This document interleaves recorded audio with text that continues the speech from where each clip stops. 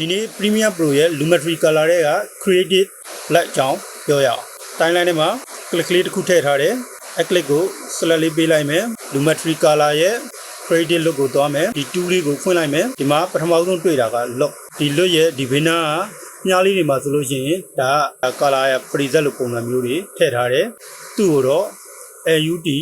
left လို့ခေါ်ပါတယ် left ရဲ့အရှိကောက်ကတော့ lookup table ကိုပြောတာပါဒီ left အကြောင်းကတော့နောက်ကြမှာသင်္ကန်းလာတစ်ပုဒ်အနေနဲ့တည်တံ့ထုတ်ပေးပါမယ်အခုကတော့သဘောတရားအနေနဲ့တစ်ခုထည့်ပြမယ်ဒါမျိုးလေးတွေပေါ့နော်ဒီမှာပြောင်းသွားပြီ original တစ်ချက်ပြန်ကြည့်အောင်ဒါ original အဲ့တော့ဒီ left တွေကတော့အများကြီးသုံးလို့မကောင်းဘူးသူ့ကိုလိုသလောက်ပဲချိန်ပြီးတော့သုံးတာကောင်းတယ်အခုကတော့ဒီ left သင်္ကန်းလာကိုထားခဲ့မယ်သူ့ရဲ့ original တိုင်း name နေရာလေးကိုပဲပြန်နှိပ်လိုက်ပြီးရင်ဒီ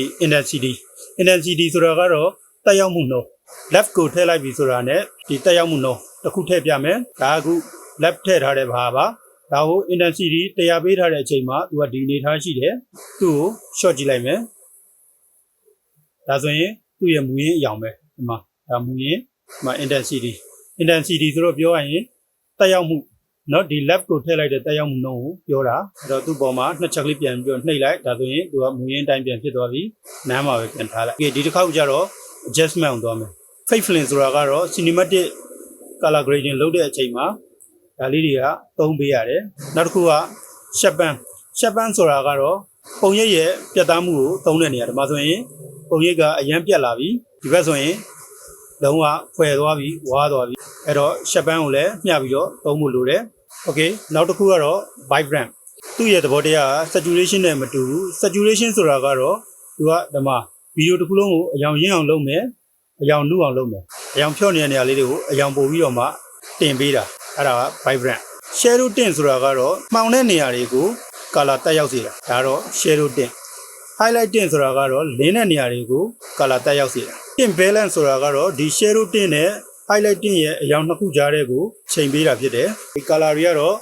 ကိုယ်တိုင်ကလိကြည့်ပါကလိကြည့်မှသိမယ်ဘယ်ဟာတွေကဘယ်လိုမျိုးတက်ရောက်တယ်ဆိုတာကိုသုံးကြည့်ပါအခုဒါဆိုရင် before after လေးတစ်ချက်ကြည့်ရအောင် before after okay ဒီထဲက fade လေးကို